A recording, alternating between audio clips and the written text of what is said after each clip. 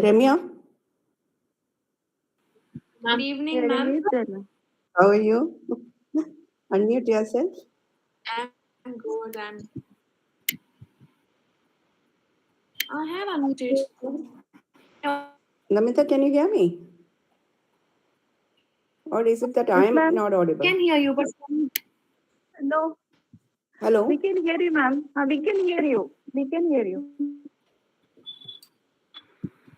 Shimi, can you hear me? Yes, ma'am. Now we can hear you. Yeah, I can hear you now. Achha, so, Namita ji, welcome. Thank you so much. Lovely. If there is a lag, let me know so that I can do some alternative arrangement. I think ठीक है ना? Yes, ma'am. It's good. Is it 6 o'clock? Yes, ma'am. Shall we start? A very warm good evening to one and all. It gives me immense pleasure to welcome all of you to GFYP September session study circle. And it is a glorious moment to welcome all of you to the Global Forum for Young Philosophers. And today we are truly fortunate to have Professor Namita Nimbalkar, Professor, Department of Philosophy, University of Mumbai. Ma'am is the key speaker of today's study circle, and I will go through a brief bio note of ma'am. Professor Nimbalkar has a great academic career along with a long list of achievements as a professor in India and abroad.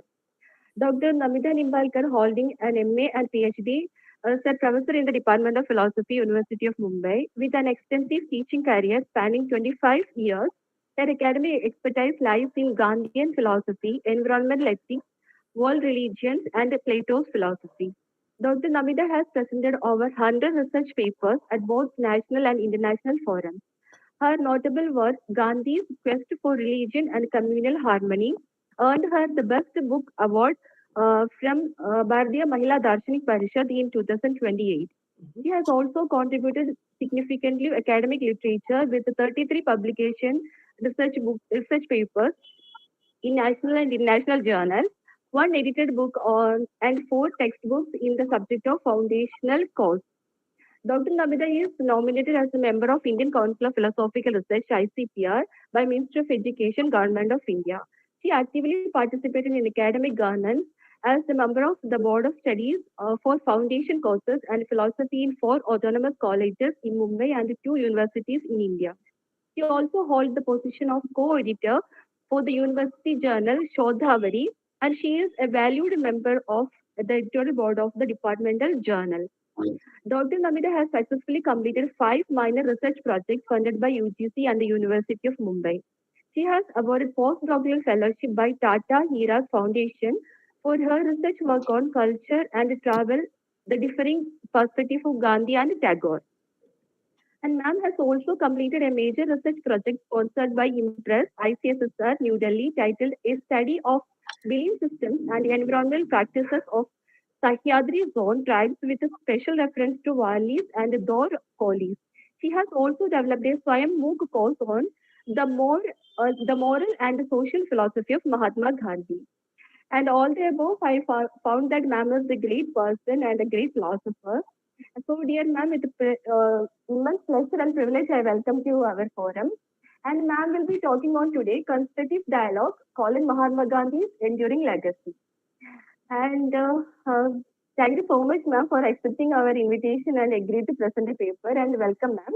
And at this pleasant moment, I take this opportunity to welcome our dearest ma'am and the patron of GFYP, Professor Srikala Nair, Director of International School for Sri Shankaracharya Studies and Head of the Department in Sri Shankaracharya University of Sanskrit College. Ma'am, thank you so much for being with us always, and thank you so much, ma'am, for inspiring us, and welcome to our forum. And also, I welcome all the senior professors, academicians, and research scholars to our forum. So, right away, we are move on to the session, but before that, I request Srikala ma'am to chair the session and say a few words. Thank you so much, ma'am. I'm over to you. Thank you for that, Shimi. Good evening to all. Global Forum for Young Philosophers, the youth wing of the International School for Sri Shankaracharya status has been engaging this kind of monthly study circle for more than 3.5 years, 4 years now. So it all started with my attempt to gather my students at both Nalanda and Shankaracharya University, and now they are independent of me. They have nothing to do with me. They are on their own. And they have also had their annual conferences, 3 annual conferences completed. And thanks to the council, they have been hugely supported by the council at various junctures. Uh, so this evening, we have a beautiful theme and a wonderful person to speak on that. Professor Namita Nimbalkar has been a long-standing friend of mine. That is not her great qualification. The qualifications are already been related by Dr. Shimi. Uh, uh, Nominated member of ICPR. I was recollecting in the recent seminar where we were together that ICPR has been and continues to be the single source of inspiration for all those young and the old, the working and the retired, for all those who are interested in research or those who are interested in contributing to philosophy. The first name that comes to their mind, and it ought to be the case, that it is ICPR. And people like her are the guardian angels who keep the trust that has been placed in ICPR safe and sound. Great responsibility indeed. Something which I did in few years back. In some fashion, it is the destiny which has to assess uh, my contributions. So it is. I have heard Professor Namita speak on Gandhi several times on several occasions, and it was me who suggested that she would be the right person if Gandhi is the topic.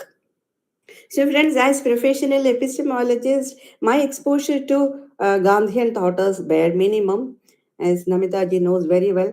But I remember that during my young days, particularly, those days when we were in school, like all these media and screens were not very popular. We were led to the books, and two thinkers who preoccupied my conceptual world were Gandhi and Swami Vivekananda. And much later, as a professional philosopher, I did encounter Gandhian thought on several occasions, on and off. And on all these occasions, he amazed me with his creativity and originality. Today, we speak about contextualizing Indian philosophy. Late Professor Bhatt always used to speak about the need to contextualize Indian philosophy in the contemporary world. But I can't find a better person than Gandhi who has very wonderfully done this reinterpretation or contextualizing classical Indian thought. Remember, he was no professional philosopher. And so much so that if you were to ask me, what is the epistemology in Gandhian thought, I am lost, or anybody for that matter. But look at the way he picked up the ancient classical tools and reinforced them in the contemporary times, particularly during the freedom fight. Whether that has been the sole means with which we have won freedom is an argument altogether different. Professor Geeta Ramana, who late Professor Ramana, who was a colleague of Professor Namita, argues that Gandhi picked up the idea of civic tolerance not from the secular works, but from the classical religious work of Hinduism. We all know how he similarly used the tools of Vaishnavism and Jaina thought on various phases while he was taking up this political fight with the Britishers. Now, Gandhi has very clear views on who is authorized, who has the right to reinterpret the classical or the traditional, the classical textual tradition. Now, he says that there are two, three conditions that he has set up for that. It is not that anybody and everybody can lay their hands on it. For somebody to reinterpret the thought streams or the conceptual tradition first, he should be free from any private agendas. His inner conscience, for instance, the second condition, should be crystal clear with no private motives other than the single motive to revamp the tradition. So if you have these qualifications, well, you have the right to reinterpret the tradition. Those days, the youth were given dreams by Mahatma Gandhi, and they fought, they waged a war against British by trying to implement or mimic what Gandhi has suggested. He was a role model. And in Bhagavad Gita, Lord Krishna says, Yadyad acharati shrestha tattadeva idaro janaha sayad pramanam kurute loka tadanu vartade. So we should lead an exemplary life. This is the call. So, how do we lead an exemplary life? Lord says that, see, Arjuna, I have nothing to do in this, all these three worlds, but still I engage in activities. Otherwise, people will mimic me and then they'll go astray. So, live by example. Leading a life as an example was the task taken up by Gandhi and several others during that time. As I have said, look at the tradition, how the youth tried to get inspiration from the Gandhian thought and try to remodel their life. Today, as I see, what the youth lack is not, of course, unemployment is an issue, but that is not the major issue. The major issue is that they don't have role models. They absolutely have no role models. Whom should they mimic? Whom should they follow? They don't have it. So little I don't find fault with the young at all. And here Gandhi stands tall and bright, telling us, calling us, particularly elders like me, that lead a life, an exemplary life, so that your younger generation follow them. As I often tell my students, that whether you listen to what I preach or not, definitely you will see how I live, and that you will follow. I mean, these are, um, that lessons that I'm giving to myself.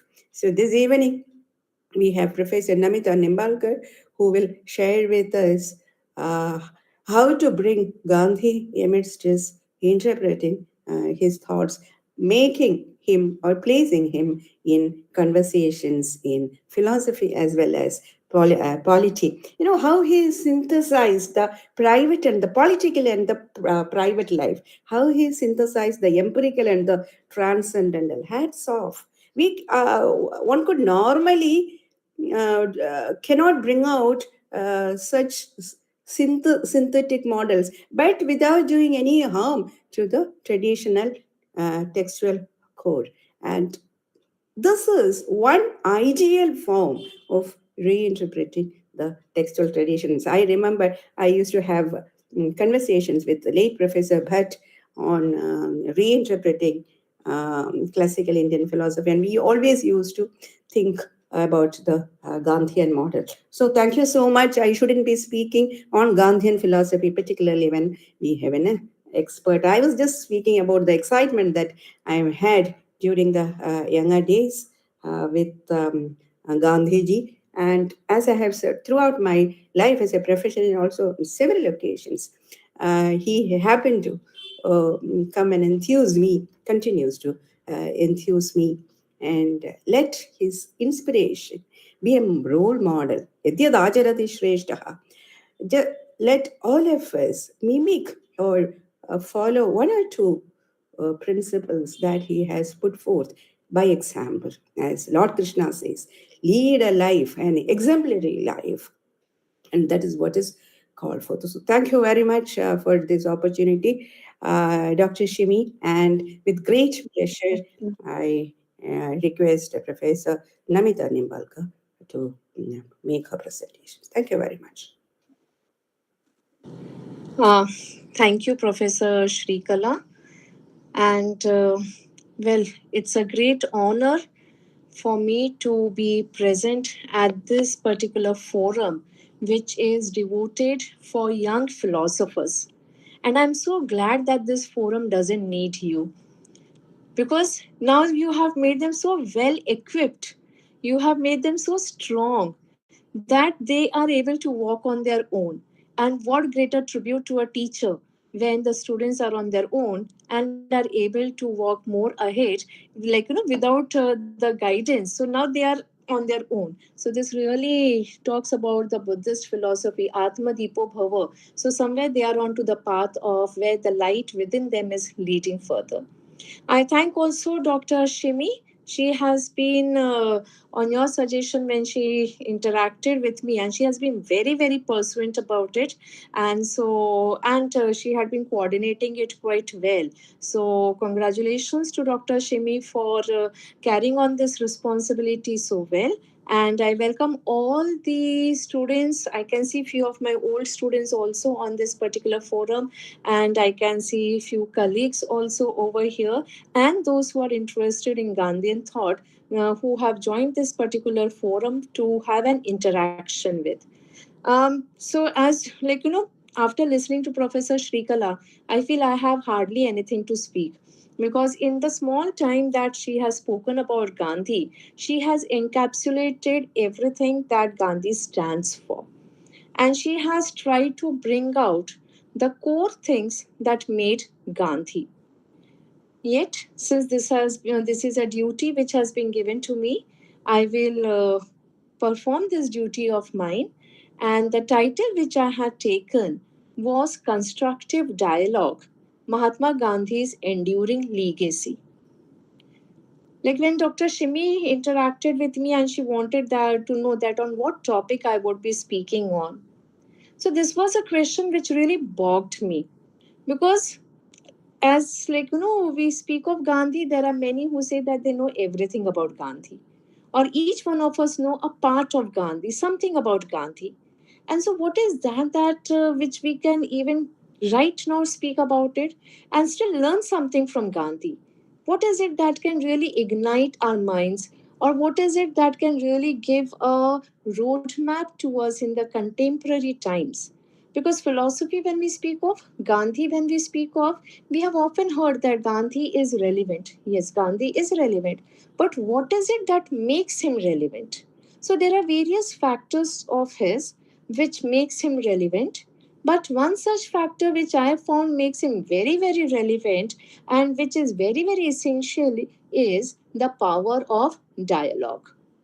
So, what is this power of dialogue? So, before I come to how Gandhi has used dialogue, as Professor Shrikala was very, very clear in her statement, wherein she says that he had taken up the models, the reinterpretation of ancient classical tools. Now, when we speak of this reinterpretation of ancient classical tools, we find that dialogues have always been a part of Indian tradition. Dialogues were always present when we speak of Indian tradition, Indian culture, Indian cultural context, or the religious context, or even the philosophical context.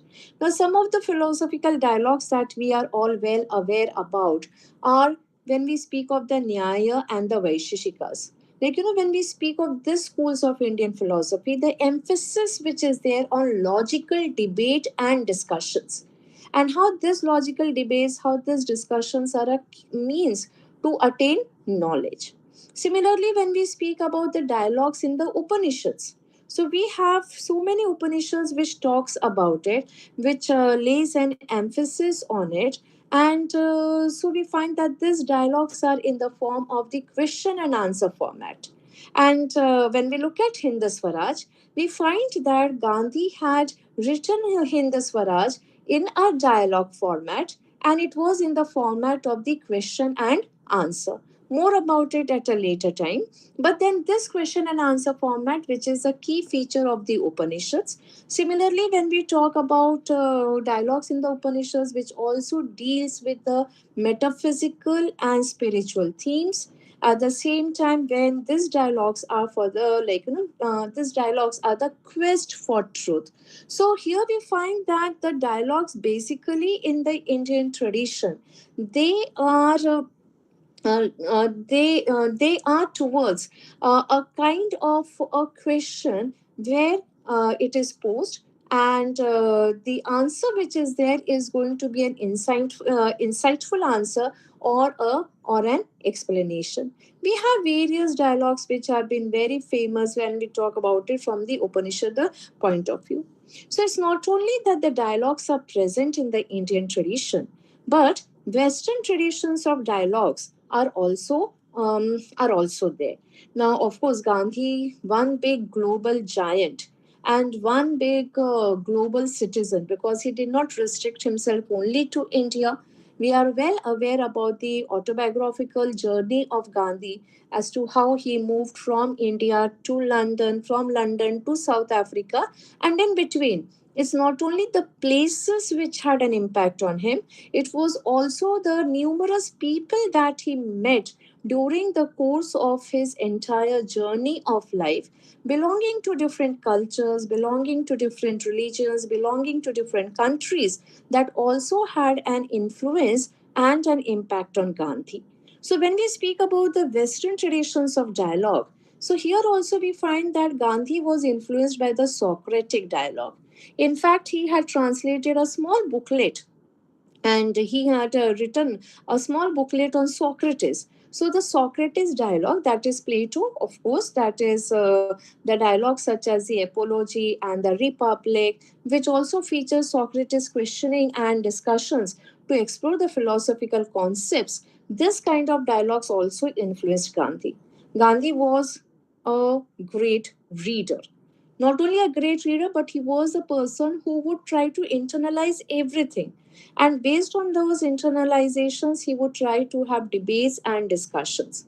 So, when we speak of this dialogue and the kind of debates and discussions which he used to have with his fellow colleagues, both in South Africa, in India, as well as in London, really brought about the best of Gandhi when we look at him from the leadership perspective, from the leadership point of view.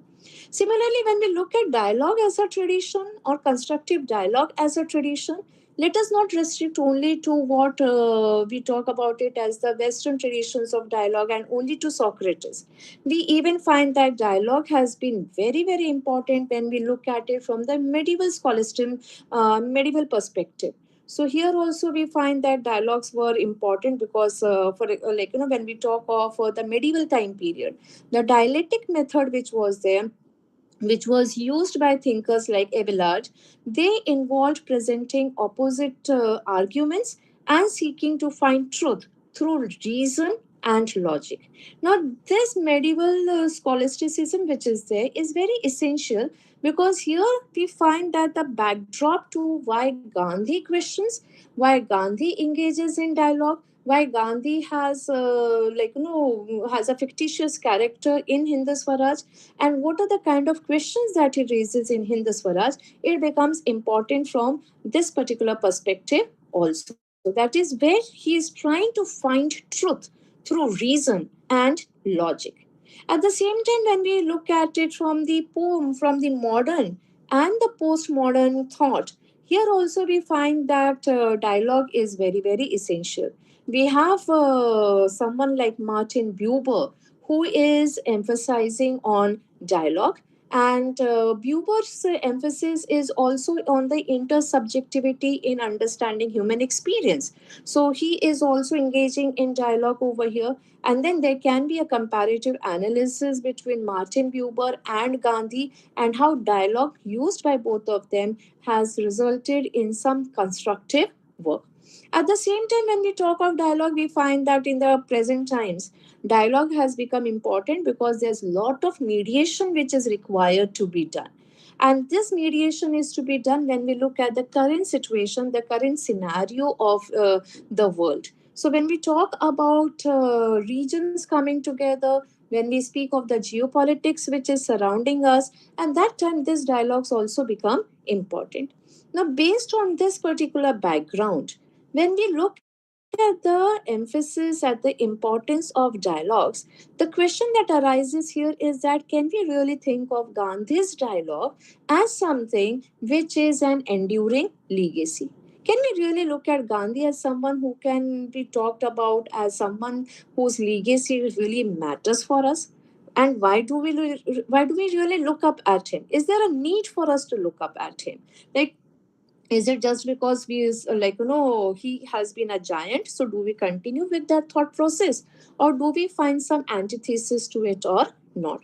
Now these are the questions which the young generations, which many of us also keep asking about it, that till when and why Gandhi becomes important, or why his dial or and how, why does he become important? So at the initial phase, as I mentioned, that Gandhi becomes important because of so many factors.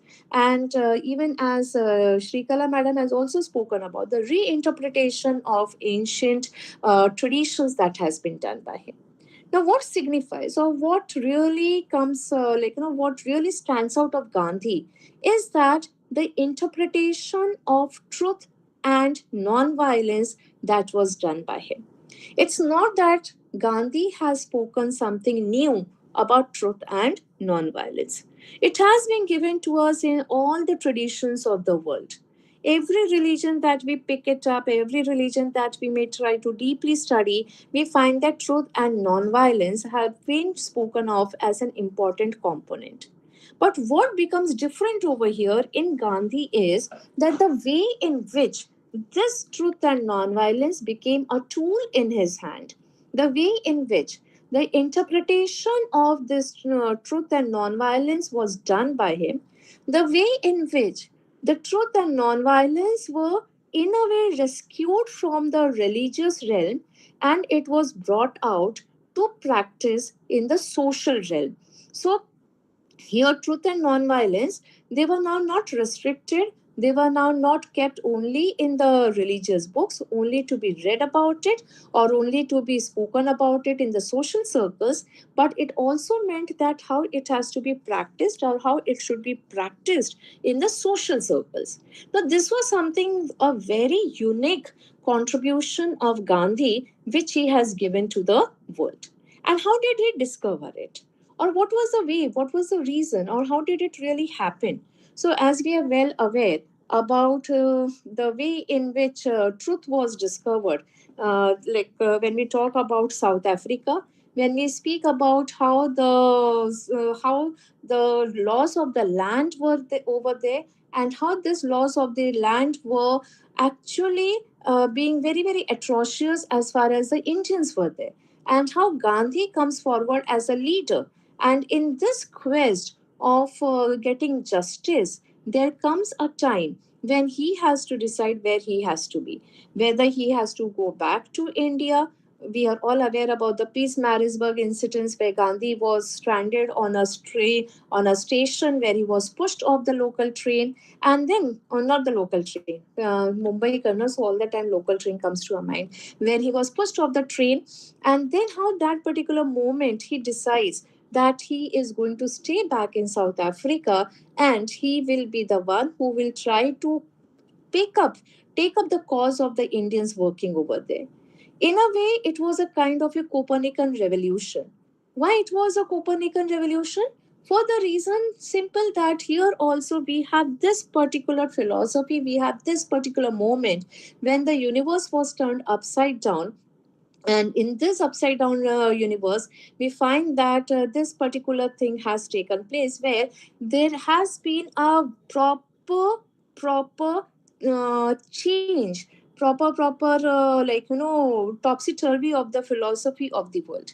Now this Copernican revolution has, or this particular change which is there, we started seeing that it started getting reflected in different dimensions of Gandhi's fight for justice, Gandhi's fight for the people over there. Of course, Gandhi has been criticized in recent times that it's only for the Indians that he had fought over there. And there has been an allegation against Gandhi that Gandhi has been a racist. And he has been a racist because he did not take up the cause of the other South African communities or other people.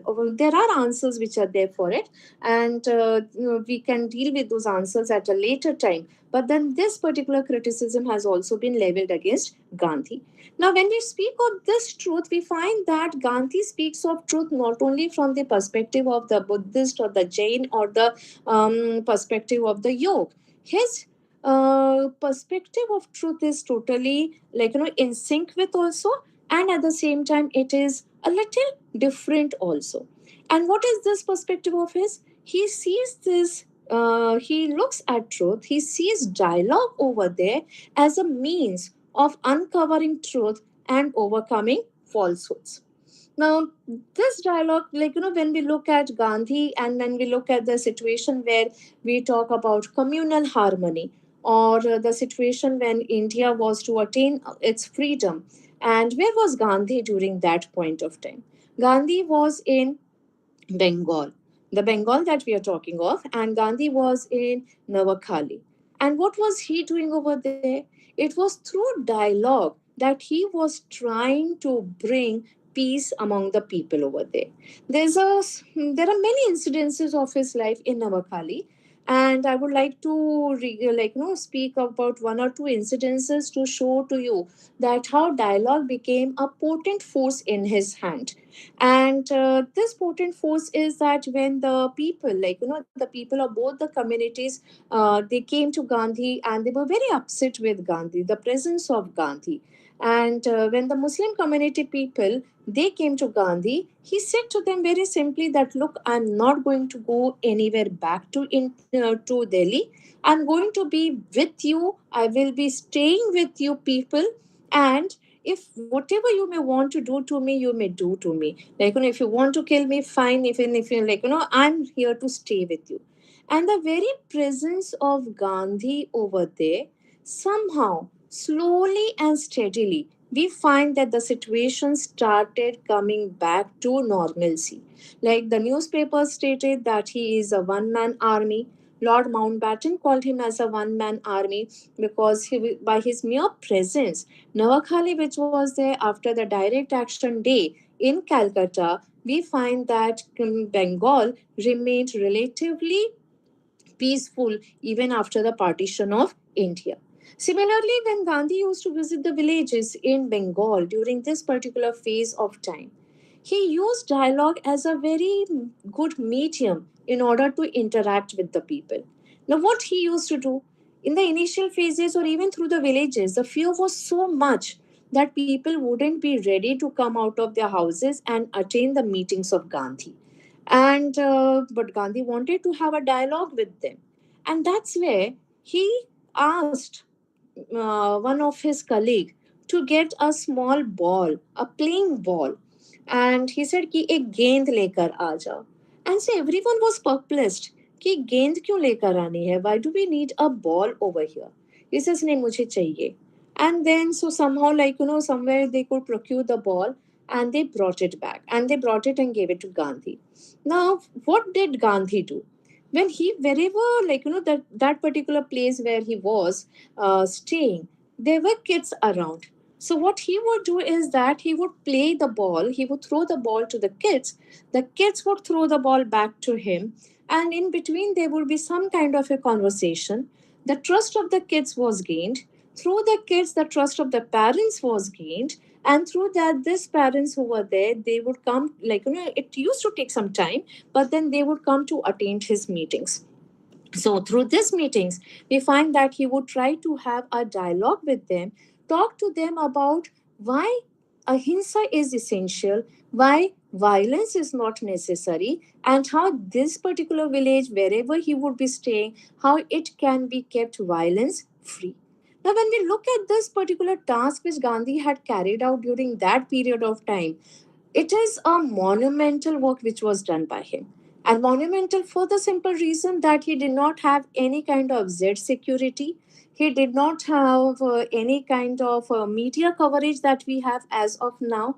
He was working all alone with his few fellows colleagues, and through his work, he was trying to see that how peace can reign, how peace can be an important aspect when India becomes free. So this truth and non-violence, which is there that we speak about, we find that we find that he has put it to great use at multiple of times.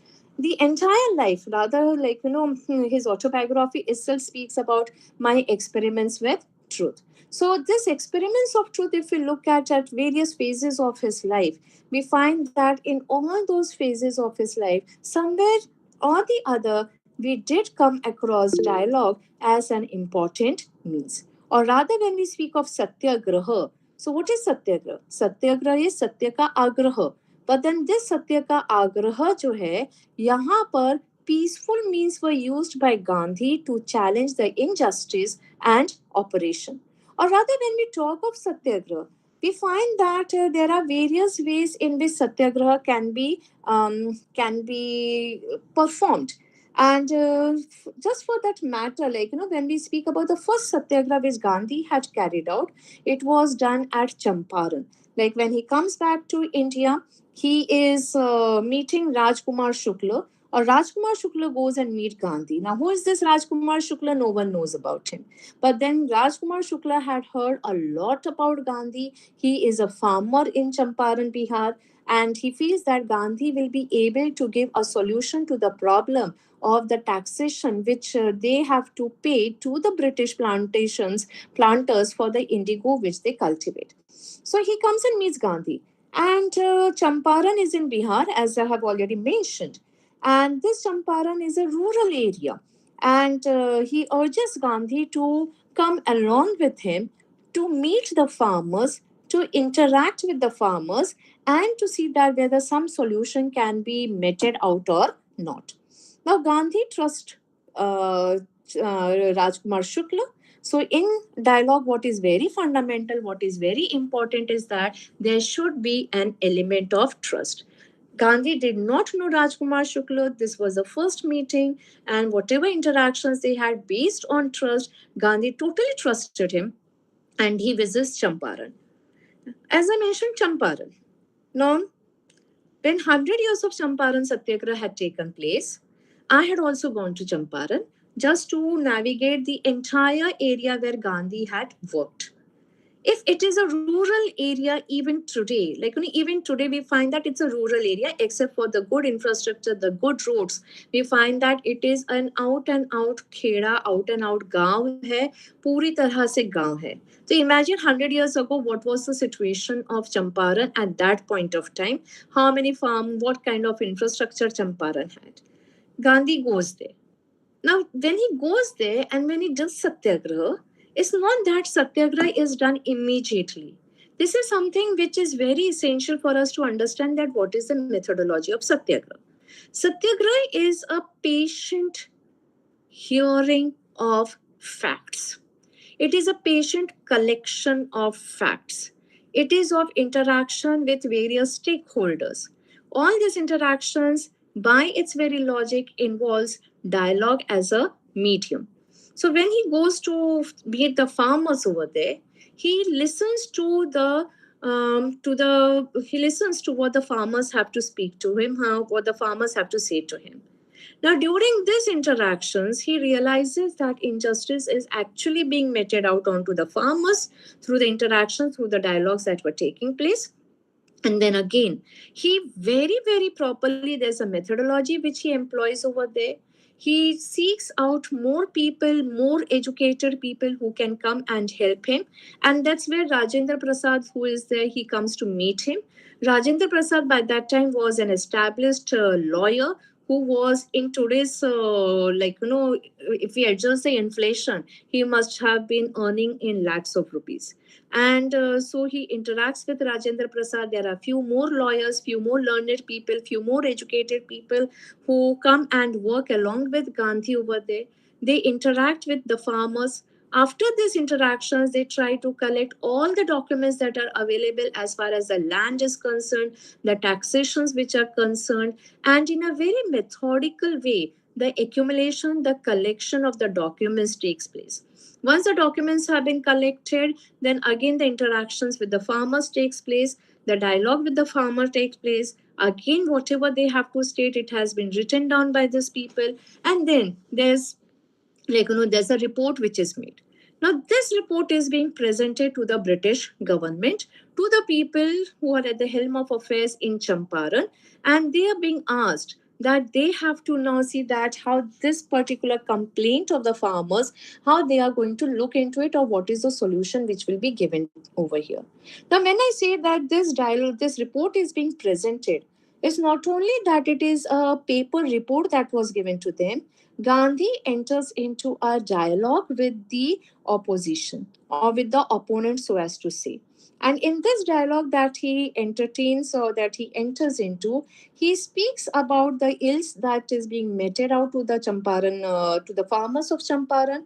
He seeks a kind of a resolution, a kind of a solution for the farmers of Champaran, and through that solution, he seeks that solution.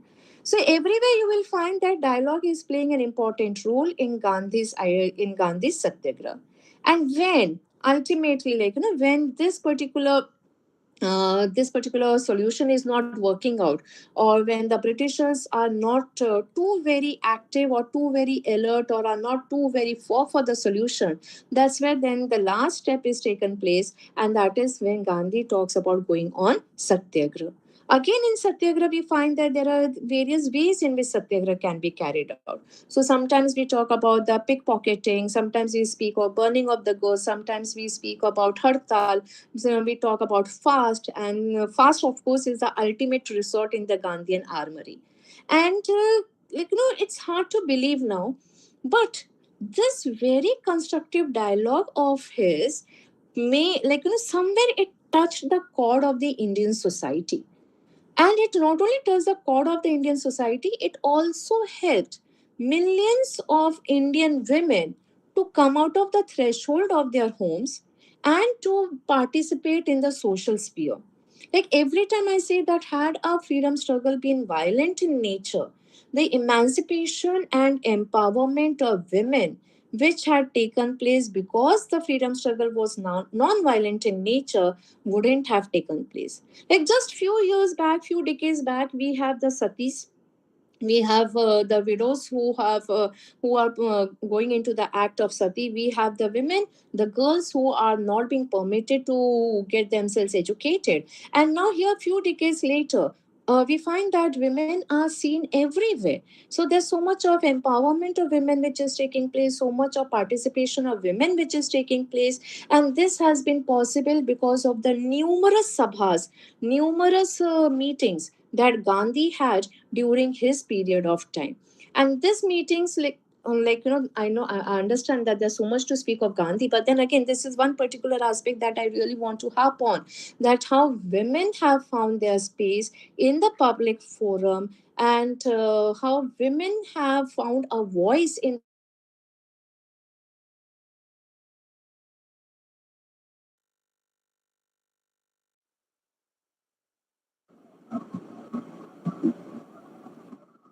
numerous meetings that Gandhi had during his period of time. And We can hear you, ma'am. It's not audible.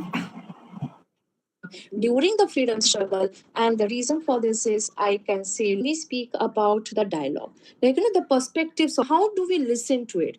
And for this also, if we look at the ashrams which Gandhi had spoken about, in fact, Gandhi was very smart.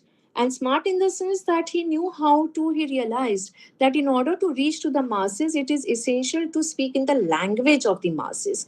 And symbolism played an important aspect also in his political philosophy. And when we speak of ashrams, basically they were the offices, but then instead of calling them as the Congress office, he speaks of them as the ashram, because Indians, by their very nature, have a deep commitment towards the ashram philosophy. So, how it touches the chords of the people, how he uses fast also as a medium in order to touch the chords of the people, to interact with them, and how, fast, when we look as a technique, it is very feminine by nature. In the Indian culture, we find that it's women who fast very frequently, or they are the ones who fast. And Gandhi again brought this fast from the personal domain into the political and the public domain, used it to the best of the advantage to ignite the minds of the masses, even to atone the Himalayan blunder that he had committed for the purpose of peace. That is, when we speak about the partition of India, and during that particular time, how to maintain peace at Delhi, the last fast that he had carried out. Overall 17 fasts were carried out by Gandhi throughout his lifetime. So this particular aspect, everywhere we find that Gandhi had used dialogue as a constructive mechanism. Even when we speak about the dialogue which had taken place between Tagore and Gandhi, or when we speak about Gandhi and Ambedkar, so there's these interactions which are there. They are something to be looked into from a very different perspective, and to look into as to how the possibility of interaction was never considered as a, there was always a room for interaction to take place. There was always room for dialogue to take place. Unlike in today's time, when we say that immediately if somebody is not behaving as per our requirements, so we always come to we always decide, we come to a place, or we come to a conclusion of not interacting with that particular person. But here we find that in the worst of the situations also, the component of dialogue was never discarded by Gandhi. In fact, he emphasized it as an important tool in the freedom struggle movement. In for every, be it when it comes to Jinha, be it when it comes to various other people from various other sources, from various other cultures, he has always emphasized on dialogue. Now, when we speak about Hindu Swaraj, which is again, as I mentioned, is a dialogue in the sense that it is a series of conversation between Gandhi and a fictional character which represents an average Indian. So, in this particular book, also, we find that there are various questions which have been raised. There are various objections which have been raised about Gandhi's ideas. Of course, these ideas are about the critique of Western civilization, or when he speaks about self sufficiency, or again, when we talk about how we speak about non-violence, the notion of free Swaraj. So these are the various themes which have been carried out by Gandhi in Hindu Swaraj. And based on this theme, when he speaks of the ultimate goal of Hindu Swaraj is Swaraj or self-rule. So what does he mean by that self-rule? Is it only the political Swaraj that he is emphasizing over here? Or is it also the spiritual Swaraj that he is speaking about, that he has been talking about? And so, this particular text, which is in the form of a dialogue, had had sparked a controversy, had sparked a debate. So, one particular aim of a dialogue is also that how debates can take place. So, whatever Gandhi would speak about, whatever Gandhi would talk about, or whatever his views, whenever he would express his views, we find that there were debates and discussions taking place. So this is an important, or I would rather say it, a healthy trait of a dialogue. That dialogue shouldn't close the doors for the further discussions and debates. Dialogues is a presupposition, and based on the presuppositions, there has to be debates, there have to be discussion, because this is something that emphasizes critical thinking, and this critical thinking has to be engaged by, and some creative solutions which are there, that too needs to be looked into, that too needs to be taken care of. Another way in which Gandhi encouraged or Gandhi talked about constructive dialogue is through one more medium. Like, it's not that he restricted himself only to the elites, or he restricted himself only to the political leaders, or he restricted himself only to the people who came to meet him. Gandhi had a different dimension to dialogue also. And this particular dimension of his was the various newspapers, or the various ways in which he would have the conversation with. So when we look at Gandhi's newspapers, or when we look at Indian opinion, or when we talk about the young India, or when we speak of Harijan, so this was a powerful tool, and he used it very powerfully in order to bring about a social change. In fact, this was not something which was initiated only by him. We had such a powerful legacy of it. For example, when we speak about Jyotiba Phule, or when we speak of Agarkar, or when we speak of when we speak of Tilak, we find that the newspapers which they had they had been bringing about, somewhere or the other, it had started with a social change. Somewhere or the other, it laid the foundations for social change. Long back, I had read a particular anecdote. I can't express in totality right now, but then it is about that how people in the villages, they would wait for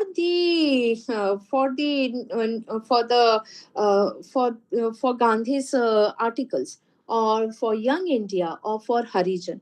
And since it was published only weekly, or a quarterly, so they would wait for those newspapers to come. And since not all Indians were educated at that point of time, so the one who would be lettered, the one who would be able to read and write, he was given a lot of prominence in that particular village. And if it was published on, say, today, on 30th of September, that particular news articles would reach the village only by 2nd or 3rd or 4th of October, because at that time we did not have such kind of fantastic networking. And the moment it would arrive in those villages, the all the people would come together to read, to know from the person who was able to read, that what was written by Gandhi in it. And that is where exactly you will find, if we pick up Young India, or Indian Opinion, or Harijan, we will find that Gandhi had written about everything under the sun. He had dealt with so many topics which were related to family issues, topics which were related to diet, topic which were related to family planning, topics which were related to the freedom struggle, and topics which were related even to his personal life. So here we find that Gandhi kept the dialogue, the doors of communication open, not only with the people who had an access to him, but also to those people who did not have a direct access with him. So when we speak of the Indian Opinion, it was founded in South Africa in 1903, and this was a bilingual newspaper. And this advocated for the rights of the Indian indentured laborers in South Africa. And it also, this particular Indian Opinion also would come to India. So when it was published over there, few copies of the Indian Opinion would reach India. Of course, you can understand the time gap when it would reach India. But at the same time, this newspaper, in a way, made a credible formation of Gandhi's character in India, or was able to pose Gandhi as a formidable leader in India, in the minds of the Indians. And here we find that this particular newspaper, that is the Indian Opinion, it played a significant role in raising awareness of the injustices faced by the Indian immigrants, and mobilizing support for their causes. So it was a two-way track. Like people in India were to used to come to know that what Gandhi is doing for the Indian immigrants over there, and at the same time, very notable people who were there like Gopal Krishna Gokhale or Tilak or so many others who were there. They were also able to show their strong support to what Gandhi was doing in South Africa. So making of the Gandhi, which when we talk about it, is a huge process. And there have been so many layers and layers to it. One important layer of it is also the newspapers, the monthly or the quarterly or the weekly newspapers, which played an important role. When Gandhi came back to India in the year 1919, he launched Young India, and this was a weekly newspaper, and this served as a platform for Gandhi's political and social views. As I mentioned, that this weekly newspaper sometimes it would reach to the corners of India after 2 to 3 weeks, but yet it dealt with very important topics. And by that time, Gandhi was firmly entrenched in the minds of the Indians as the Mahatma, and that is where we find that another test of character of his has taken place. He did not use his power for the purpose of exploitation of the masses. Like at the same time, we have parallelly, like, we have Mussolini, we have Hitler, or we also can talk about the Russian Revolution. But what happens over here is that he uses his power for emancipation of the masses. And when he is labeled as a Mahatma, he the people are in awe and reverence of him. We have innumerable cases, like when we speak of Shrikala madam, that she speaks about the youth, that how the youth would be in awe and respect of Gandhi. Innumerable cases where people who had fantastic jobs, who had a career overseas, who were out of India, who were ICS officers, so many of them had resigned their jobs, and so many had participated in the freedom struggle. Now, this is not a mean feat. This is not a small feat. Today, even if someone asks us to sacrifice even an iota of it, we would not be ready to sacrifice it. But here, on Gandhi's words, we find that there were thousands and thousands who had sacrificed everything so that they can jump into the foray of India's freedom struggle. So, this is one particular aspect that we talk about. Similarly, Harijan was founded in the year 1933, and this was a newspaper which was dedicated to the cause of social justice and for the upliftment of the Harijans, or as Gandhi would call them, and Dalits in the contemporary parlance. And this particular newspaper, which was there, it played a crucial role in raising awareness of the discrimination which was faced by the Harijans. And this particular newspaper, through its numerous articles, it spoke about how. It spoke about how the Harijans' rights, which are there, it has to be safeguarded, it has to be supported. There were numerous such articles which were published in it. So, this newspapers which are there, they performed the role not only of disseminating of information, but also fostering dialogue, debates, discussions wherever it was read, whoever read it, and in a way they felt closer to Gandhi, or in a way they were able to understand what Gandhi had to speak to them, and in a way they were able to follow what Gandhi wanted to talk to them about. So we find that there were hundreds of women who had given up all their jewelries for the funds which was required for the Indian freedom struggle movement. There were hundreds of women who had given up wearing silks, and they had started weaving khadi, spinning khadi, and wearing that coarse clothes which they were there. We have so many such examples which are available to us, and all this had taken place only because of the potent medium of dialogue. So through the newspapers, we find that Gandhi was able to reach a wide audience. He was able to inspire people to take actions for a more just and equitable society. Now, when we come to the now this is towards the fag end. Shini, can I have 5 minutes more? Yes, ma'am. Sure. Okay. So now coming towards the towards the end of this topic, why is constructive dialogue essential? Why is it? Why do we need it? Do this constructive dialogue still hold important for us?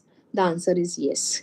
In today's world, when we find that there is an increasing polarization which is taking place, when we find that there's a lot of conflict in It's the 19 views, hours. when we find that there's a lot of conflict in the beliefs and values of the people, when we find that at the at the drop of the hat, people's emotions which are there, they are people's emotion, people start feeling that their emotions are being played with, and at such time it is very essential that dialogues will play an important role.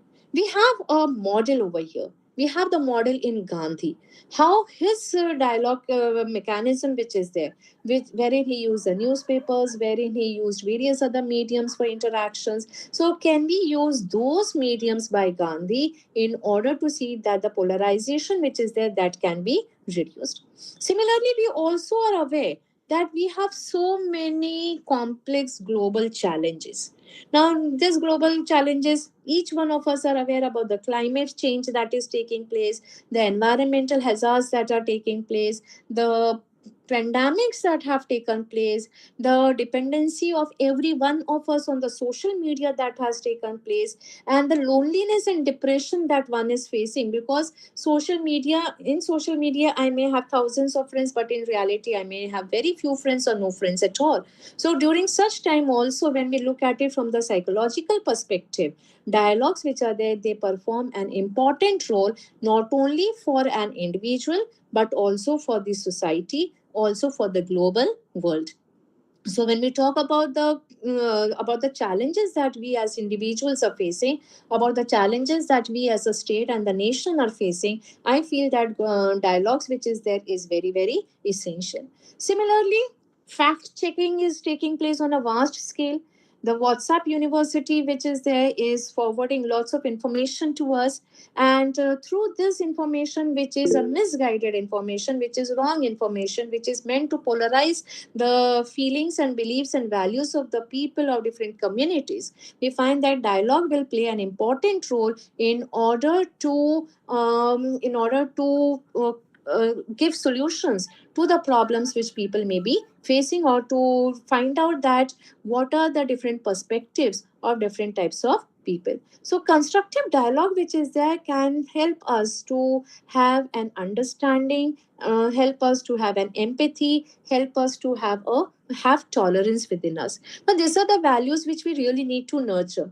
Like today itself, I was reading a particular article, and this particular article was speaking about that how if the youngsters, now lives are not safe of anybody, or rather when we find the sexual harassment which is taking place even of a 5-year-old child or a 10-year-old child, and there are bystanders who are looking at the harassment of the youngsters or of the young children. So the question arises is that why is it that we have become a population which is averse, or why is it that there's no empathy in it in us, or why is it that our values have what have happened to us? Why is it that we are not proactive? What has gone wrong with the system which is there around us, that we have become bystanders to everything that is taking place around us, and we are not being proactive when it comes to raise our voices? What has gone wrong? So that's where these are the questions that we need to raise. These are the questions that we need to seek answers for. These are the questions that we as a society needs to seek answers. Technological advancement is one aspect of the society, but in spite of this technological advancement, it's very essential that the human tendency which is to be there, the human aspect which is there, that is missing somewhere down the line. Now how do we get back to this technological, how do we go back to being human? Wearing a t-shirt which talks about being human doesn't make us human at all. It is very essential that we should not be the fence sitters. It is very essential that we should be the ones who should be proactive when it comes to talk about the safeguarding of the rights of women, talk about safeguarding of the rights of various people around us, talk about the injustices which are being meted out. But that's not happening. So maybe I feel that the dialogue which is there, that can pave a way for us, interactions can pave a way for us, wherein we do not remain as mere bystanders. Similarly, as I'm mentioning to you that the technological world of today, I also talk about that this technological world has also brought the world together, has also brought the world closer. And people can engage in constructive dialogue, just as we are doing it right now. That I'm seated at some other place, you people, each one of you are from other places. I can see Dr. Prashant Shukla, I can see Sudhanshu, I can see Alok ji. So they all are seated in different locations. And as we are seated in different locations, yet we do have the power of collaboration. And then there's a dialogue which is taking place between us. And this dialogue is taking place with the intention of, because we identify shared goals. We identify those shared goals and we can think of working together for the shared goals to be achieved. So we so we can come for some kind of an innovative solutions. We can talk about some kind of a positive change which this constructive dialogues can bring about to the different problems that we as individuals, we as society are facing. In fact, not everything is bad as far as humanity is concerned. We have so many instances, and I'm so proud of this young generation because they are the ones who are leading the way by example. I have come across hundreds and hundreds of youngsters who are paving the path for a better future, both at the local, at the national, at the state, at the international, at the global level. The kind of awareness which these individuals have, the kind of responsibility, the sense of responsibility which the youth have, and they are aware about the challenges. Yet these challenges, they are trying to overcome those challenges by working together. And naturally, dialogue is playing a constructive role in working together for these youngsters also. So so this particular topic, when so to conclude with, dialogue between us is essential. Dialogue between the philosophical fraternity is essential. Dialogue between the masses is essential. Dialogue with the masses is essential. Dialogue by every stakeholder with the other is essential. And it's very essential that we overcome the barriers where everything, we do not have a closed door, but we have the windows, and these windows are open. And these windows also become a mirror to us, wherein we can not only a mirror but also a two-way path wherein we can have interactions. And we remember Gandhi's legacy because, and it is an enduring legacy. It is a legacy which is going to continue for generations, because here's a man who has walked on this earth, who has made every use of all the all the signs and symbols which we are using in our day-to-day life, who has he's a genius. He is a genius. He is a person who has taken every tool which is there in the armor. He has taken every bow in the armor and he has dealt with it in a very different way. And he has brought the masses together. He has brought a kind of a unity among the masses together. We may rile him. It's okay. We may talk there are so many naysayers about Gandhi. There are so many critics about Gandhi. It's okay. Even when I feel happy when there are many people who criticize Gandhi, because first of all, we are not putting him on a pedestal. We are not worshipping as a god. We look at him as a person who is made up of flesh and blood and who has made a lot of mistakes. So I'm very happy that we are criticizing him. There are criticizers, because it also means that Gandhi is relevant, and so he is criticized. Had he not been relevant, the criticisms wouldn't have come to him. And there's a lot to take from Gandhi by each and every one of us, be it his enduring legacy of dialogue, be it his Satyagraha, as Shrikala Madam has stated, that there's something we can take from Gandhi. I feel that let's have a dialogue and let's have a constructive dialogue. That's one of the foremost thing that we can take from Gandhi, and that's where we can think of bringing a change in the world. I thank the forum for inviting me, for making me think of a topic which I had not thought about it up till now. That what is it that I should talk with the youngsters, which will really make them think of Gandhi in a different way? What is it of Gandhi that I had not thought about up till now, and which particular aspect of his I had not looked at it from a different perspective? So I thank you for making me think out of the box to look at how this constructive dialogue can and should be a part and parcel of our lives. Thank you, everyone. Thank you so much, dear ma'am, for this fruitful, wonderful presentation and very authentic. And it was a great learning to us to understand Mahatma Gandhi in such a way. And on the occasion, we are going to celebrate Mahatma Gandhi's Jayanti on this week only. So thank you so much, ma'am. And I invite Sigla ma'am to share the session as well as initiate the discussion. Thank you, ma'am. Oh, thank you for that. I have power problem, but I'll quickly initiate the discussion. Friends, we have heard a wonderful lecture by Professor Namita Nimbalkar, who amazingly told us the use of a very popular philosophical method, the dialogical method, popularized by Socrates, and she gave the endless list by Upanishads, Bhagavad Gita. The list is unending. And but Gandhi used it in a very creative way. As she has spoken about the ball, how he played the ball and then tried to converse with the children and the groups as well. So this, what is this unique method called the dialogical method? Why is it so distinct?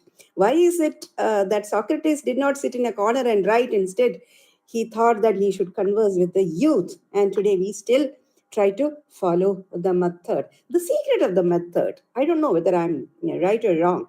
The secret of the method, as I see it, is that here we make the other participate. That is when I was just today talking with my students. So why is it divine to converse and vulgar to write? Because here the otherness of the other is slowly wiped off in this conversation, and the other is made the part of the self. So together we sit. I think it was Richard Rorty who spoke about how in a debate, in a technical debate, how the truth dawns like as truth has not been created by either the party. It's a joint creation. That is the benefit of an argument. I mean, it's a technical argument. So is the case with the conversation. When philosophers hold it, it is debate vada. She did refer to that also. But even conversations where the other party is made to wipe off the otherness, and the otherness has been converted to the self, and there you have the success, which we will not be able to achieve by any other method. So this, we epistemologists call it as a social epistemic method. See, in order to increase the veritistic input of a particular community, it's very good that we enhance our individualistic knowledge. But if you want to have a significant raise in the scale, we will have to increase the veritistic input of the whole of the community. And how do you do that? By engaging in conversation. And Gandhi had very, very creative methods. And one such method was, she has almost covered several areas of Gandhi, how he used fasting, which is a religious principle, at the political level, and his critique of modernity, something which I forgot. Thanks that she reminded me. I remember two people in 20th century who have creatively criticized modernity much before actually modernity has started showing all its vulgarity. That is Heidegger and Mahatma Gandhi. Both Yes. of them have seen much ahead. Actually, during their time, technology was not very popular. But nevertheless, they have foreseen what would happen, and then they try to, they spoke about how technology is going to tie up and then deprive you your authentic existence. And she wound up speaking about how the public media was very effectively used by Mahatma Gandhi. Thank you so much, Professor Namita ji, for this wonderful lecture. On to you. I have seen Alok ji's hand. Was it by mistake or? No. It is never by mistake. Wherever Alok ji is there, questions are going to be there. No, the hand came much before you wound up the lecture. That is why I was wondering. He didn't wanted to miss the bus. Alok ji, the stage is all yours. Go ahead. Okay, thank you, Shikala ji, and thanks to Namita ji. I am very, very happy to listen you on Gandhi. I think 10 years back you presented me with your fight book. I think it was PhD dissertation on Gandhi, but I never heard you speaking on Gandhi. Is it? Today it was a chance to speak, to hear you on Gandhi, and I could understand what you think about Gandhi and what is your take on Gandhi. But you covered a very, very long distance, and I have to limit myself to some particular the topic of the discussion today. One thing is certain, that Gandhi's methodology, as Shikala Nairji said, is very, very important. This methodology is not coming from any one tradition, one must understand. He was influenced by not only by the Gita, Upanishad, Buddhism, Jainism, etc., but also by Tolstoy, Ruskin, Thoreau, Bandrov, and many others from the Western tradition. You yourself admitted that he translated the Apology of Plato. So, we must be very careful about the methodology of Gandhi of synthesizing the good from all the traditions for the sake of these resolving the problems at hand.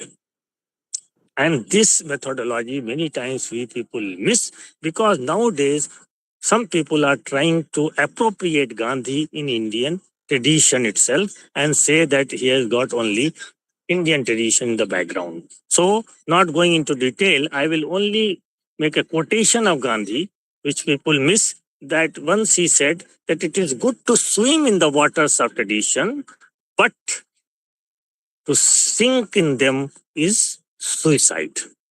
So, Gandhi criticized, said that everything Indian is not good, everything Western is not good. So, this is the way of critical and creative evaluation of all the traditions. And we all know that Gandhi said that one must, or he himself want to keep his doors, windows open so that air from all the sides may come to his room, but he want to keep his food intact. Now, this is the word of many cultures interacting with each other, but alas, we find some very, very narrow-mindedness developing in other countries, in other societies about the other cultures, and we just want to glorify us. Okay, but leaving it at this point, and my comment may go very long, because I am equally interested in Gandhi as Namita ji is, and written many papers she has already read.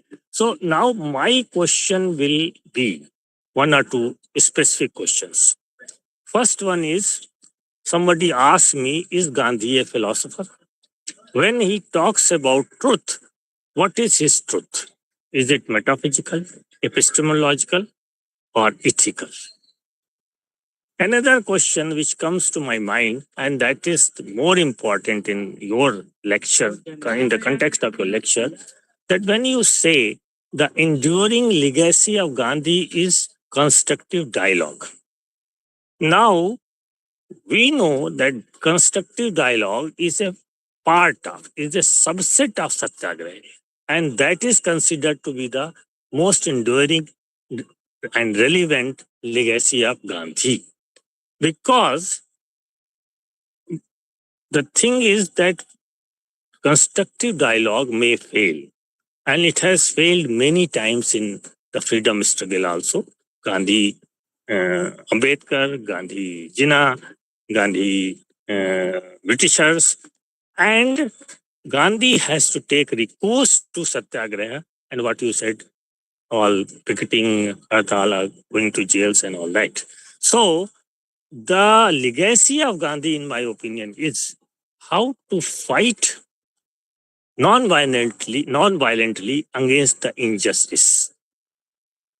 Constructive dialogue is the starting point, and it is very, very important. But we must just understand, and Gandhi himself understood, that the reason, the logic does not bring to any sort of resolution. That is not the only thing. He was for the change of heart. So he added suffering, individual and collective suffering to change the heart of the exploiters. And when it was also not successful, then he has to make a call for Quick India movement. So that type of non-violent resistance in the form of satyagraha, I think, is the main legacy of Gandhi. And this constructive dialogue is no doubt, and in many spheres, it is very, very relevant and important, and in present times also. But it is only a subset of satyagraha, which is the main contribution of Gandhi, in my opinion. How would you respond to it? Thank you. Namita ji, I have a suggestion. We will collect the questions and then can you together respond? Prashant ji. Yeah, fine. I'm jotting down the questions, so I'll remember the. Yeah, Prashant ji, over to you. Ma'am, I just have a brief query. I'm not sure how much appropriate it is, but I believe it is a very genuine query, and that is why I'm posing it in front of you. There is a Flipkart Big Billion Days sale going on, and my little son has said that I actually want iPad right here, right now. And when I said that it is not appropriate for you because I do not believe that you will actually use it, he says that I'm quite convinced that it is quite useful for me and I will use it properly, I assure you. But if you don't allow me to purchase the iPad, I won't eat food and I will stay in the house and I will make petty faces at you, but don't respond. He claims that he is following the line of Gandhi's Satyagraha. What would be your response to this? Thank you. That's nice. Are there other questions? Biju, do you have a question? Others? Anyone else? Are there questions? Oh, I thought Ma'am, there is Rahul, a person also raised his hand. Rahul ji, boliye. Thank you, Shrikala ma'am, for providing me an opportunity to speak, and thank you, Namita ma'am, for such an insightful dialogue, which I can say it is going to be now. As you addressed most of my doubts in between your lectures and in the conclusion part, and you have given us the deep insights of Atmadeepo Bhava coming from Buddhism, then flopping onto the Jainism. Then even you covered many of the aspects of Gandhian dialogue on levels of personal development, like what I can say, the anxiety issues the people have, the global relevances, historical context, practical applications which can be done, as well as the technological advancement which we see. And what I used to feel that how the Gandhian dialogue will be still relevant in this digital age, and which you properly addressed my doubt. One thing which is coming into my mind is that when we talk about Gandhian constructive dialogue, how does a Gandhian dialogue addresses the balance between idealism and realism in politics and social change? And what is the role of moral courage which plays in the practice of Gandhian dialogue? Especially I'm putting your point that when we face oppression, which we see in today's world, like there is intolerance for the other communities, and increasing so much. So how the constructive dialogue can be a tool that this increasing moral courage can be brought down, and in an affirmative action we can have a pessimistic look towards it. Yeah, this was my question. Thank you. Thanks everyone. If there is no one to ask, then I have two concerns. One is about the Karma Yoga that these days, Biju, you wanted to, well, I'll just wind up and then you can ask him in case you wanted to. About the Karma Yoga, see in the Bhagavad Gita, third and fourth chapter, Lord gives extensive discussion on Karma Yoga. So much so that many of us say that this is the Bhagavad Gita is a manual for Karma Yoga, though, Lord changes voices and he says at times, I prefer Jnana Yoga, other times Bhakti Yoga, so on and so forth, whatever. So now, the Karma Yoga path that Gandhi has popularized. But remember, he did not touch the technical part of it. He did not know. He is not that way professionally trained. He was not a professional philosopher. He hasn't touched the clue fact, the crucial factors of Karma Yoga. But nevertheless, he could take the essence of it. And this puts me aghast, like somebody who is just by reading untaught. See, our tradition is that text without the preceptor, you cannot get into the text. So Gandhi never had a preceptor. He never studied the text in the proper fashion. But nevertheless, something which mesmerizes me is that how is it that he is able to, he doesn't speak about the technicalities. Still, we see that he has absorbed the essence of it. As I've said at the initial introductory remarks, like when he interprets, we think that he's right, while several of the contemporary interpreters go wrong. So no, they're not right. But Gandhi, here he is right, not because we have any particular like or dislikes for him, but we feel that he has drawn the essence of it. What is this mesmerism? That how is it that he is able to get into the text even as he stands out? This is one thing, and an appendix to what Shuklaji has said about Gandhian method has been used. The violent use, people say today satyagraha, every strike is a satyagraha. Every student who screams against the teachers about their boss seems to be satyagraha. So what is your take on it? Either we implement Gandhian tools in the way Gandhi has used it, or we stop it. Don't you think either of this should be taken up? Either the youngsters should be told, as our Shuklaji's little son, as how to use the satyagraha. He thinks that he is using satyagraha. But how, even our colleges, in Kerala, you have several such shows where, every other student group think that they're all Gandhians, but they do the rot with Gandhi. Yes, I've said everything. Over to you, ma'am. That is Duragrah, not Satyagrah. Biju, you want to say something? Sorry. I have one query. Yeah, go ahead quick.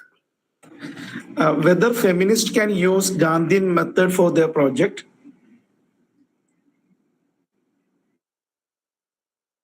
All right. Over to you, ma'am.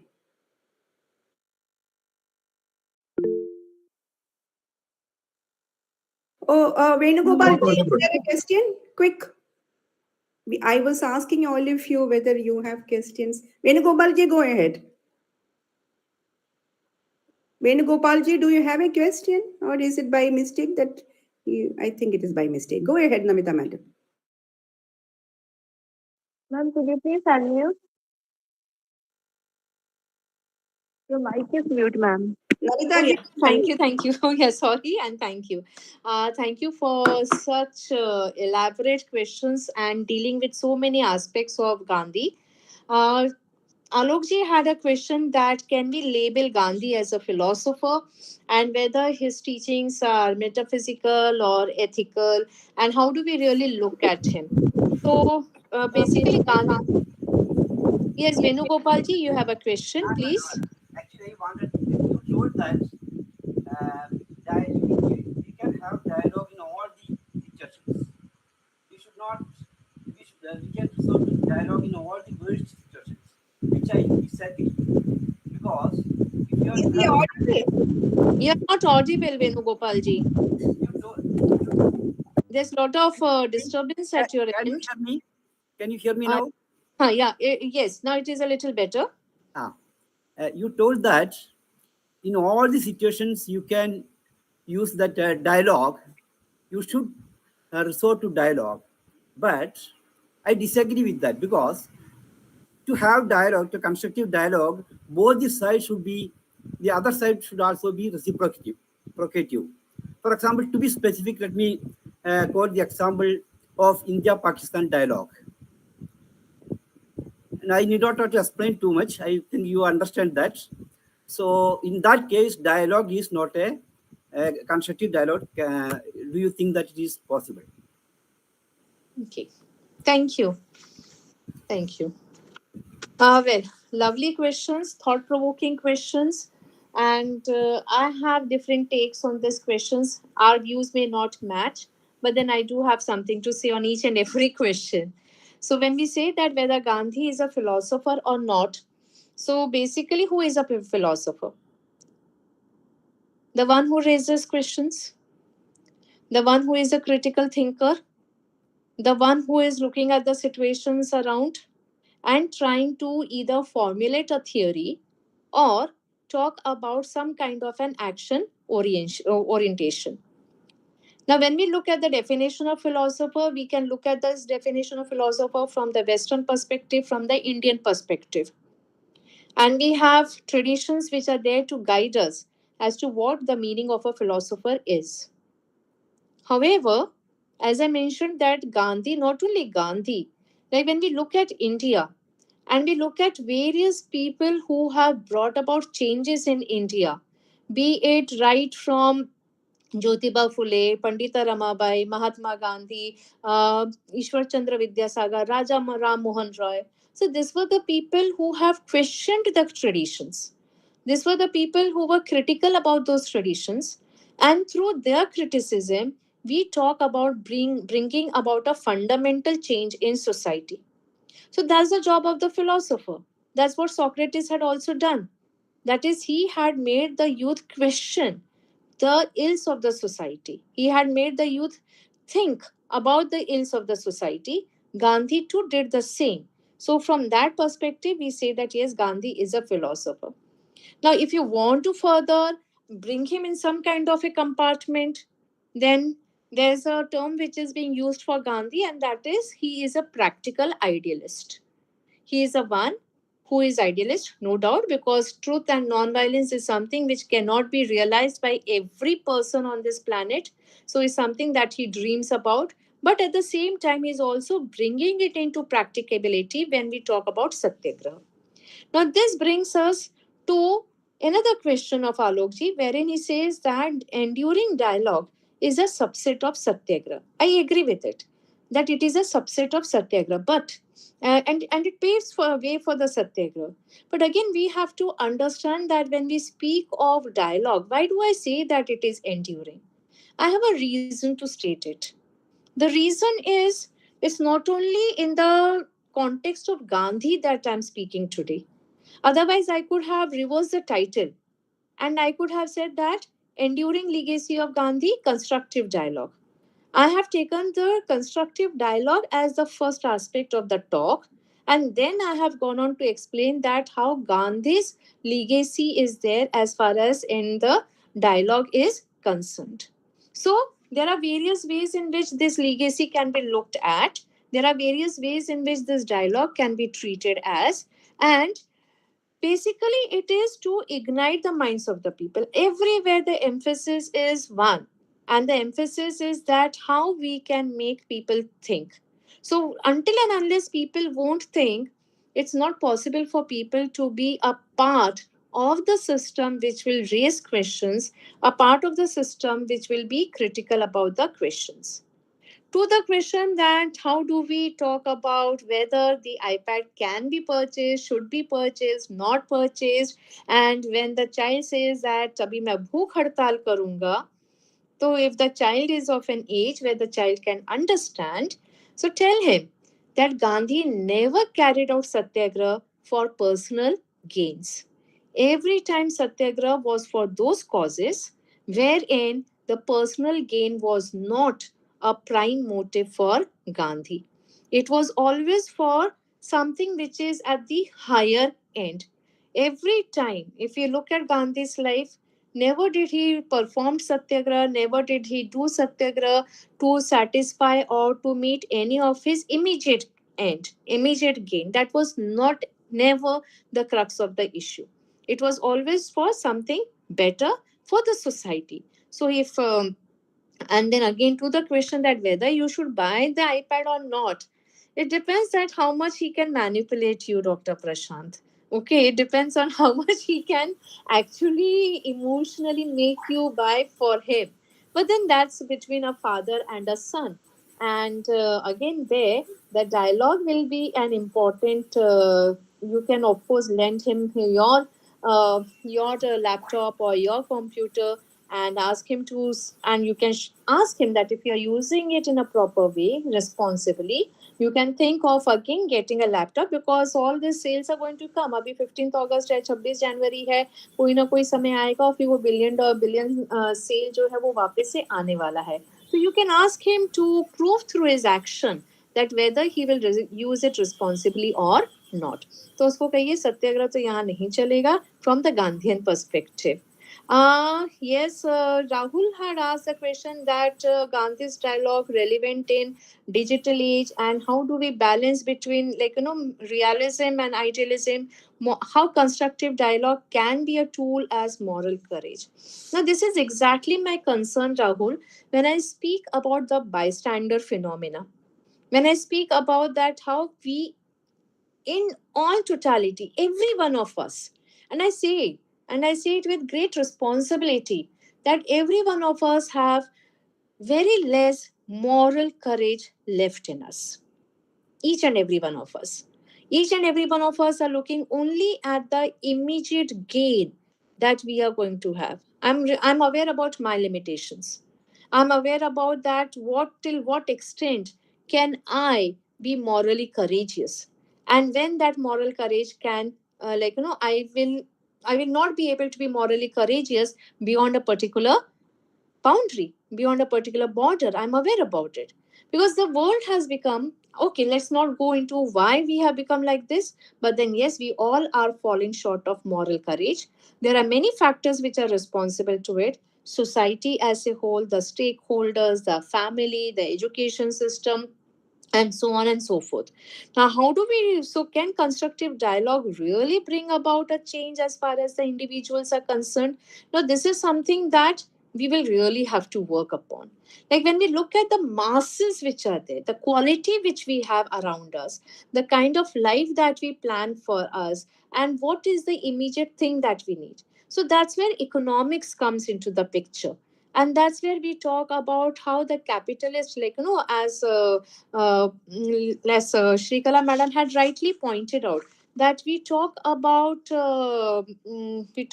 Heidegger, we talk about Gandhi. These were the people who had spoken about the ills of the technology. These were the people who had seen it long before then we are able, we are looking at it. So how do we do this constructive dialogue? Again, as I mentioned, that not all is black, not all is white, and not everything is so bad. We do have the youth with whom we interact, and youth is the prime. During that stage that we start with the thought of bringing about a social change, and then towards the end of the prime we feel that okay, let us change our own self, so that will be bringing about some change in the society. So how to this is a question which is really boggling me, by the way, not only this particular question, but then I'm really thinking about every one of us, The kind of life that we have, the kind of rat race we all have entered into, the kind of life that we all aspire for, which is all about materialism, and it is never about looking within. So it is a difficult quest, but nonetheless, humanity through centuries have come across such kind of difficult situations. So be it the dark ages, be it those ages where we had no hope for humanity, yet we all have survived. Yet the earlier generations have survived. We too will survive. And this survival will take place only because Gandhi here again says that even in the worst of the human, there is an iota of goodness in that person. So what we have to do is we have to we have to go and we have to talk to that, we have to take recourse, or rather that iota of goodness which is there in an individual. We have to appeal to that iota of goodness, and that's where he says that humanity has survived not because of violence, but it has survived because of love, which is an important force. So in most of our lives, we ignore love. We do not pay much importance to love, and this love is not about the love between two individuals. It has to go progress beyond that. This love is about love for everyone around us, and it's a difficult thing to take place. Like within the family itself, there are times when we do not love each other. There's hatred, or there's dissent, or we do not like the other person. So we have to develop those qualities within us, where we reduce our ego to zero, in the words of Gandhi, and then only it will be possible for us to have that kind of a moral courage. It's a difficult task, but nonetheless, it is something which is possible. Then about the Karma Yoga, Bhagavad Gita is a manual, and how Gandhi has taken the essence of it. Here I am reminded of Srimad Rajchandra. So Gandhi had almost placed Srimad Rajchandra as his spiritual guru, and he had lots of interactions with Srimad Rajchandra, and he was a Jain, and you can ask any kind of questions to Srimad Rajchandra. He would remember every question, and he would answer all the questions which anybody would pose to him. He was very, very spiritual and a learned person. So while Gandhi was in South Africa, he had posed many questions, because that was the time when he realized that he doesn't know much about his own religion, forget about the religion of others. And that's the time when he started having the readings. Prior to that also, and during his sojourn in South Africa, he started reading very deeply the numerous sacred texts of different religions, and he has sent as many as 100 questions to Srimad Rajchandra, and he had tried to seek answers from him. And one question which immediately comes to my mind is that, suppose if a scorpion bites me, so should I kill the scorpion or not? And here Srimad Rajchandra as well as his mother had answered to him that वो जो बिच्छू है उसका धर्म है काटना, तुम्हारा धर्म क्या है वो तुम्हें समझ में आना चाहिए, कि should you really hit the scorpion or not. So it's not your dharma to hit the scorpion, to kill the scorpion. वो तो अपने धर्म के अनुसार behave कर रहा है. So that's where I feel that the crux is कि we have to carry on with our life as per the dharma that we are endowed with. Can every person be a satyagraha? Is it possible for every person to be a satyagraha? I feel that it's a difficult thing, because again, when Gandhi had his band of satyagrahis, he had to really work on it, and the ashrams were the places where the satyagrahis would be trained, and the ashrams were the places where the where where the mentoring would take place. If we use the nowadays words, so mentoring जो होता था वो वहाँ पर होता था. Is it possible for us to be away from is it possible for us to be away from so many aspects of the society? Is it possible for us to be away from materialism? These are the questions which one has to ask. And what was your question, Shrikala ma'am? I forgot. I did not jot it down. No, I was just asking you, like, These days, the Gandhian methods are badly used, particularly by the young, while they say that it is satyagraha, and it just doesn't match with the satyagraha which Gandhi has conceived. It is holding on to the truth, but here there is no truth. I mean, they will just do anything and everything, but then they say that they're following Gandhi. So I was saying that either, I think either the options, like either they should be permitted to use Gandhian tools in the way Gandhi has used it, or shouldn't we take that stand that don't permit people to misuse Gandhian tools? Yes, this is what I was asking. Well, it's a difficult thing to tell people not to use Gandhian tools because we are in the field of social science, we are in the field of social space. No, what I'm saying, a quick interruption is that, as you Gandhian philosophers should be the guardian angels Yes. in representing Gandhi rightly and then safeguard Gandhian principles. So this is what I meant. Yeah. Yes, yes, you are right about it. That each one of us, not only Gandhian philosophers, but everyone who understands his methodology, it is essential for us to see that it is safeguarded, or to see that the information, and that's why I talked about how Satyagraha is a methodology. That was the emphasis in this particular talk also, that it can't be used by everyone until and unless one doesn't have the moral courage which is present in the, which is developed by an individual. So that's the answer. To Biju sir, feminist can can feminists use Gandhian method? Of course. As I mentioned that during the freedom struggle also, the females which were there, they were making use of Gandhian methodology.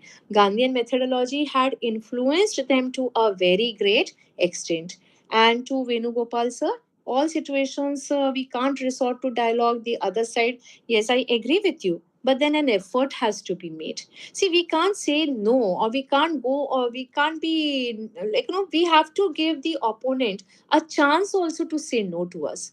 If they are saying no, fine, at least an effort has been made for the dialogue. So this is very essential, that every step matters. Like when we talk about it in the context of various situations which are taking place around the world, we find that an effort is being made by different parties to see that whether dialogue can be had or not. Of course, it's a complex situation. Like when we talk about it at the geopolitical level, then things become very more complicated because there are many factors and many stakeholders and many actors involved in it. But whereas when we talk about it at the individual level or at the group level, there we find that entering into a dialogue is a little easy, because it's possible for us to make an appeal to the heart of the other person. It's possible to make an appeal to the other person in an emotional way. Whereas when we talk of it at the international level, at the level where we talk of economics and geopolitics and so many other factors, there we find that it is a difficult thing but not an impossible thing. So this is my take on it, and thank you. Thank you for that. Over to Shimi. Thank you so much, ma'am. Again, it was a wonderful discussion time where we got more knowledge about Gandhi because of this discussions. And many thanks to Sigla ma'am and all the participants, those who asked the questions. And let me invite Ms. Tenya Chandran, our General Secretary, for the vote of thanks. Thank you, Dr. Shimi. As we have come to the close of this monthly study circle organized by the Global Forum for Young Philosophers, let me thank Professor Namita Nimbalkar for speaking to us at length on Gandhi and the importance of dialogue in Gandhian thought. Thank you very much, ma'am, for that very informative and informative talk. Thank you once again. Our heartfelt thanks is due to Professor Shrikala Nair, the patron of GFYP and the director of International School for Sri Shankaracharya Studies, for her constant and continuing support towards this, for the development and for taking this forum to greater heights. Thank you very much, dear ma'am. I would also like to thank our senior professors who are present here, Dr. Prashant Shukla and Dr. Alok Tandon, and other faculty members and researchers who have participated in the discussion and also who participated throughout this lecture program. Once again, I thank all the participants. And we expect your continued support in our forthcoming programs as well. Thank you all. My sincere thanks. Thank you, My Namita. sincere thanks. Thank you very much. Thanks to Thank you everyone. so much, Thank everyone. you. Thank you. Everyone, Alok ji, Biju, everyone. Thank you very much. Thank you very much. Thank you.